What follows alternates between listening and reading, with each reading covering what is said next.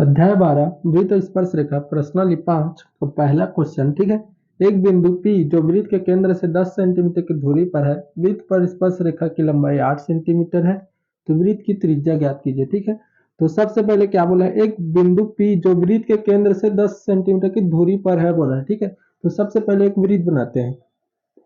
एक वृत्त हो गया, तो वृत्त का केंद्र O हो गया। ठीक है, O, तो इसमें क्या बोला है, एक बिंदु P जो वृत्त के केंद्र से 10 सेंटीमीटर की दूरी पर है। वृत्त के केंद्र से कितना है, 10 सेंटीमीटर की दूरी पर है, यानी बाह्य बिंदु बोला है। ठीक है, बाह्य बिंदु P है जो कितना है, 10 सेंटीमीटर की दूरी पर स्थित है, 10 सेंटीमीटर। ठीक है, इतना हो गया। तो वृत्त पर स्पर्श रेखा की लंबाई 8 सेंटीमीटर है, तो स्पर्श रेखा कहां से होगी, बाहर बिंदु से ही तो जाएगा। तो बाह्य बिंदु से एक स्पर्श रेखा कितना है, 8 सेंटीमीटर है, यानी मानकर यहाँ स्पर्श कर रहा है। ठीक है, इसे मान लेते हैं OP क्यू, तो इसको क्यू मान लेते हैं। ठीक है, एक बिंदु क्यू क्या कर रहा है, वृत्त को स्पर्श कर रहा है। वृत्त पर स्पर्श रेखा की लंबाई कितना है, 8 सेंटीमीटर, इसको दे दिया है 8 सेंटीमीटर। समझ गया क्या? तो वृत्त की त्रिज्या ज्ञात कीजिए। ठीक है, तो वृत्त की त्रिज्या क्या है, इसको यहाँ से यहाँ जोड़ लेते हैं, यहाँ से ऐसे इसको जोड़ देते हैं। समझ गया क्या, कैसे किया करके? ठीक है, इतना हो गया हमारा। ठीक है, इतना हो गया। तो अब देखो इसे हल करते हैं, दिए हुए से पहले लिखते हैं हल। ठीक है, डायग्राम कैसे बना पता चल गया। ठीक है, तो लिखते हैं, क्या लिखेंगे, वृत्त वृत्त के केंद्र से दूरी 10 सेंटीमीटर है, और क्या दिया है, वृत्त पर स्पर्श रेखा की लंबाई 8 सेंटीमीटर है। ठीक है, इतना दे दिया है, ये दे दिया है हमें। अब हम जानते हैं कि देखो किसी, ये क्या है, एक P से क्यों क्या है हमारा, एक स्पर्श रेखा है।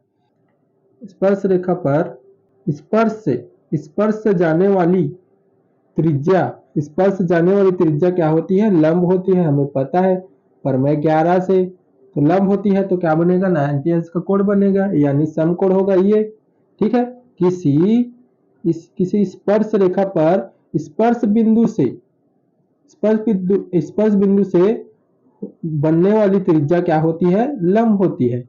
ठीक है, प्रमेय 11 में पढ़े हैं। तो ये क्या बनेगा, कोण क्यू 90 अंश का कोण बनेगा। ठीक है, इतना समझ गए क्या? और इसको लिखना चाहते हैं तो OP को O से Q को मिला करके लिख सकते हैं। ठीक है, तो लिख लेते हैं O से Q को मिलाया। ठीक है, इतना हो गया हमारा। तो इतना समझ गए क्या है, कोण 90 का कोण कैसे बना करके। तो अब देखो हमें क्या निकालना है, त्रिज्या निकालना है। तो जानते हो केंद्र से वृत्त को छूता हो त्रिज्या कहलाता है, यानी O से Q हमारे क्या है, त्रिज्या है। तो त्रिज्या ही मान तो ज्ञात करना है हमें। देखो दो भुजा का मान पता है, A भुजा का, P से O भुजा का मान पता है, P से Q भुजा का मान पता है। ठीक है, तो क्या कर सकते हैं, एक भुजा का मान निकाल सकते हैं। ठीक है, किससे, पाइथागोरस प्रमेय से। ठीक है, तो चलो लिखते हैं त्रिभुज OPQ में क्या लगाएंगे, पाइथागोरस प्रमेय लगा देंगे, पाइथागोरस प्रमेय से। ठीक है, तो जानते हो अब ये देखो यहाँ पर से 90 अंश का कोण बन रहा है, यहाँ उसके सामने वाले भुजा क्या होता है, हमेशा कर्ण होता है। किसी भी कहीं भी 90 अंश का कोण बने यानी समकोण बनता है, तो इसके सामने वाला क्या होता है, हमेशा कर्ण। तो OP क्या है, हमारा कर्ण है। तो OP का वर्ग बराबर लंब क्या है हमारा, OP है, OQ है ना, OQ का वर्ग प्लस आधार क्या है हमारा, PQ लिख लेते हैं, PQ का वर्ग। ठीक है, इतना समझ है कैसे किया करके। तो आप देखो OP का मान पता है हमें, O से लेकर P तक का मान पता है 10 सेंटीमीटर, तो 10 का वर्ग हो जाएगा। और OQ का मान पता है क्या, हमें नहीं पता है, तो इसको ऐसे रहते हैं, OQ का वर्ग प्लस PQ का पता है हमें 8 सेंटीमीटर, तो 8 का वर्ग। ठीक है, तो देखो 10 का वर्ग कितना हो गया, 100, और 8 का वर्ग 64 होता है। 8 8 64, तो 8 को इस तरफ पक्षांतर करेंगे तो माइनस हो जाएगा। ठीक है, 64, और इस तरफ क्या बचेगा, ओ क्यू का वर्ग। ठीक है, तो अब इसको जमा कर लिख रहा हूँ मैं। ठीक है, तो ओ क्यू बराबर क्या हो जाएगा, ओ क्यू बराबर हो जाएगा ओ क्यू स्क्वायर बराबर 100 में से 64 हटाएंगे कितना बचेगा, 36। ठीक है, 36 बचेगा। ठीक है, तो अब जानते हैं स्क्वायर को पक्षांतर करते हैं वर्गमूल को, यानी वर्ग को पक्षांतर करते हैं क्या लग जाता है, अंडर रूट, यानी वर्गमूल लग जाता है। तो ओ क्यू बराबर क्या हो जाएगा, 36 में वर्गमूल, वर्गमूल 36 हो जाएगा, अंडर रूट। ठीक है, तो ओ क्यू, तो ओ क्यू बराबर क्या आ जाए, 36 पर कितना होता है 6, यानी हमें त्रिज्या कितना आएगा, 6 सेंटीमीटर आ गया। ठीक है, और ओ क्यू देखो, ओ से क्यों हमारा त्रिज्या है, तो लिख सकते हैं अतः, अतः वृत्त की त्रिज्या, वृत्त की त्रिज्या 6 सेंटीमीटर होगा।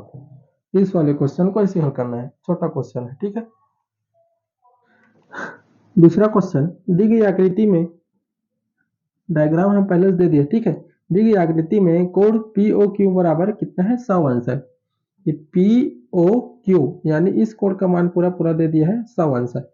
ठीक है, तो ए पी तथा ए क्यू वृत्त का स्पर्श रेखा है।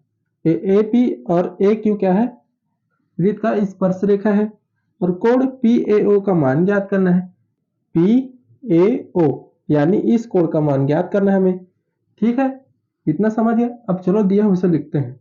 ज्ञात है कि ओ केंद्र वाले, केंद्र वाले वृत्त की, वृत्त को, वृत्त को स्पर्श करने वाली दो रेखा एपी। ठीक है, वृत्त को कौन सा रेखा है, एपी रेखा, एपी व ए क्यू, ए क्यू स्पर्श करती है। ठीक है, स्पर्श करती है हमें पता है, तो देखो स्पर्श करती है, इतना हो गया। और हमें क्या पता है, कोण पी ओ क्यू का मान पता है 100 अंश। ठीक है, और ज्ञात क्या करना है हमें, ज्ञात करना है, क्या ज्ञात करना है, कोण P O, P O, P A O ना, पी ए ओ का मान ज्ञात करना है। ठीक है, कोण पी ए ओ का मान ज्ञात करना है हमें, इतना होगा। तो अब देखो, अब हम कैसे हल करेंगे इसे, तो इसे क्या करेंगे, सबसे पहले ये दो त्रिभुज बन रहा है देखो। ठीक है, दो त्रिभुज बन रहा है, तो इन दोनों त्रिभुज को क्या करेंगे, हम सर्वांग सिद्ध करेंगे। ठीक है, सबसे पहला, तो चलो हल करते हैं। त्रिभुज लिखते हैं, पी ओ ए में लिखते हैं त्रिभुज पी ओ ए, और त्रिभुज पी ओ ए लिख लें, तो इसलिए लिख लेते हैं कि ओ ए लिख लेते हैं त्रिभुज क्यू ओ ए में। ठीक है, दोनों त्रिभुज की तुलना करते हैं।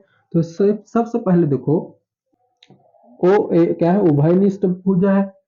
ये वाले त्रिभुज में भी ओ ए आएगा, और ये वाले भी त्रिभुज में ओ ए आएगा। क्या है, उभयनिष्ठ भुजा है, तो लिख सकते हैं ओ ए बराबर है, ओ ए क्या है, उभयनिष्ठ भुजा है, उभयनिष्ठ भुजा। ठीक है, उभयनिष्ठ भुजा है। और इसमें देखो, ये ओ से क्यों, एक ही वृत्त की त्रिज्या है, ओ से पी भी त्रिज्या है, ओ क्यों केंद्र से वृत्त को क्या कर रहे हैं, स्पर्श कर रहे हैं, तो क्या होगा, ओ क्यू और ओ पी क्या है, एक ही वृत्त की त्रिज्या है। लिख सकते हैं ओ से पी और ओ से क्यू क्या है, एक ही वृत्त की त्रिज्या, एक ही वृत्त की त्रिज्या है। ठीक है, एक ही वृत्त की त्रिज्या है, इतना समझ गए। और देखो, अब एक और क्या है सिद्ध कर सकते हैं, ये वाला हमने परमे में पढ़े थे कि किसी बाह्य बिंदु से वृत्त को स्पर्श करने वाली रेखा क्या होती है, आपस में बराबर होती है। कर हमने परमे में पढ़े थे, किसी बाह्य बिंदु से, किसी बाह्य बिंदु से वृत्त को स्पर्श करने वाली रेखा क्या होता है, आपस में बराबर होता है। यानी ए बी ए पी और ए क्यू क्या होगा, आपस में बराबर होगा प्रमेय से। ठीक है, तो ए पी बराबर होगा ए क्यू। लिख सकते हैं, क्या लिखेंगे, बाह्य बिंदु से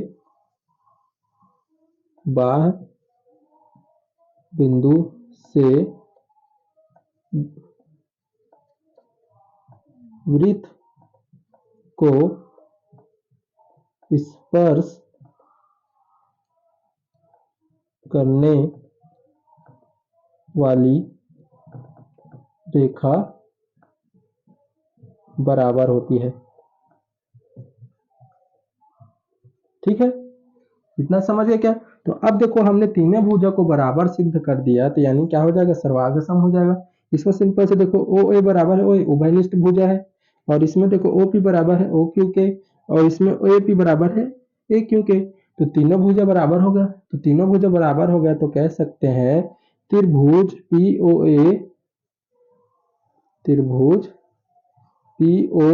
ए सर्वांग सम है त्रिभुज किसके, क्यू ओ ए के। ठीक है, क्यू ओ ए के, किसे, एस एस एस एस सर्वांग समता से, सर्वांग समता से। ठीक है, इतना समझ गए क्या, सर्वांग समता से सिद्ध हो गया। इतना हमारा क्या हो गया, सर्वांग सम सिद्ध हो गया। तो सर्वांग सम सिद्ध हो गया तो कह सकते हैं कोण पी ओ ए बराबर होगा कोण क्यू ओ ए के, क्यू ओ ए के सर्वांग सम से। ठीक है, सिंपल से देखो सर्वांग सम सिद्ध हो गया, यानी क्या हो गया, वो क्या हो गया, इन दोनों त्रिभुज के भुजा और कोण भी क्या हो जाएंगे, आपस में समान हो जाते हैं। तो ए वाला कोण, कोण ओ, इस तरफ का कोण ओ, इस तरफ के कोण ओ के क्या होगा, बराबर होगा। सिंपल समझोगे तो। ठीक है, इतना हो गया हमारा, बराबर हो गए। तो अब देखो, अब इसे कैसे लेकर हल करेंगे, तो हम जानते हैं, अब देखो हम जानते हैं कि पी ओ क्यू का मान हमें पता है, पी ओ क्यू का कोण पी ओ क्यू का मान पता है 100 अंश। तो इन दोनों कोण को मैं जोड़ कर लिखूंगा, जोड़ के लिखूंगा तो पूरा पूरा क्या होगा, 100 अंश होगा। सिंपल से देखो कैसे लिखूंगा, कोण पी ओ ए, कोण पी ओ ए प्लस कोण क्यू ओ ए, क्यू ओ ए बराबर 100 अंश होगा। ठीक है, 100 अंश कैसे होगा, क्योंकि पी ओ क्यू का मान पूरा पूरा 100 अंश। ठीक है, तो इसको मैं आधा को इतना लिखा हूँ पी ओ ए और क्यू ओ ए, तो पूरा पूरा जो पूरा पूरा मिल गया। ठीक है, पूरा पूरा हो गया ना, पूरा पूरा हो गया तो इसको मैं बराबर 100 लिख सकता हूँ। तो अब देखो पी, कोण पी ओ ए बराबर क्या है, कोण क्यू ओ ए है। ठीक है, तो एक क्यू ओ ओ, क्यू कोण क्यू ओ ए की जगह में कोण पी ओ ए लिख सकता हूँ। तो लिखते हैं, चलो ठीक है लिखते हैं। तो इसके जगह मैं इतना ही रखूंगा, कोण पी ओ ए प्लस, इसको बदल देंगे, इसके जगह हम क्या लिख देंगे, कोण क्यू ओ ए के जगह हम क्या लिखेंगे, कोण पी ओ ए लिख देंगे। ठीक है, बराबर है, क्योंकि पी ओ ए बराबर 100 अंश। तो दोनों क्या है, दो बार है, तो यानी 2 हो जाएगा, कोण पी ओ ए बराबर 100 अंश। ठीक है, तो ठीक है इतना हो गया। तो अब देखो, अब मैं कोण पी ओ ए का मान निकालूंगा, तो इसके 100 बटे क्या हो जाएगा, 2 हो जाएगा, 2 इसके बटे में चला जाएगा। तो कोण पी ओ ए का मान कितना आ जाएगा, 50 आ जाएगा। 2 से भाग करूंगा 100 को तो 50 आ गया। ठीक है, तो कोण पी ओ ए का मान पता चल गया हमें, कोण पी ओ ए का मतलब ए वाले कोण का मान कितना गया, 50 आ गया। ठीक है, इतना हो गया हमारा। तो अब देखो हमें क्या चाहिए, कोण ए का मान चाहिए, इस वाले कोण का मान, कोण पी ए ओ का मान चाहिए। ठीक है, पी ए ओ का यानी इसका मान चाहिए। ठीक है, तो अब देखो ये वाले त्रिभुज को देखो, त्रिभुज ए पी ओ के देखो। ठीक है, लिखते हैं त्रिभुज ए पी ओ में।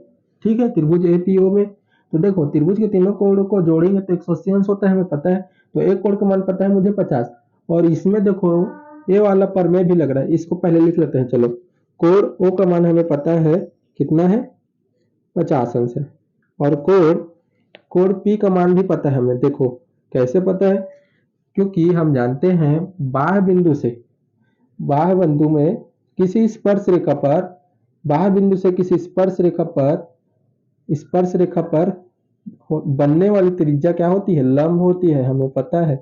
ठीक है, प्रमेय से तो लंब होती है तो क्या बनेगा, 90 अंश का कोण बनेगा। ठीक है, 90 अंश का कोण बनेगा तो यहाँ पर लिख सकते हो। ठीक है, किसी बाह्य बिंदु से वृत्त को स्पर्श करने वाली रेखा बनने वाली त्रिज्या क्या होती है, लंब होती है करके यहाँ पर लिख लेना। ठीक है, तो इतना पता है मुझे, तब क्या करूंगा मैं, इस त्रिभुज के तीनों कोणों को जोड़ दूंगा।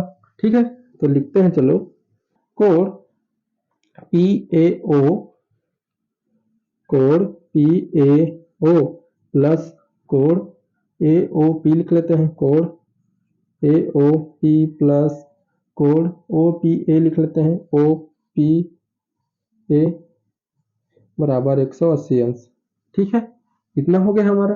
तो देखो, कोण पी ए ओ का मान ही ज्ञात कर रहे हैं, और इसमें देखो कोण ओ का मान पता है हमें 50 अंश है। ठीक है, 50 अंश प्लस कोण पी का मान पता है 90 अंश और बराबर 180 अंश।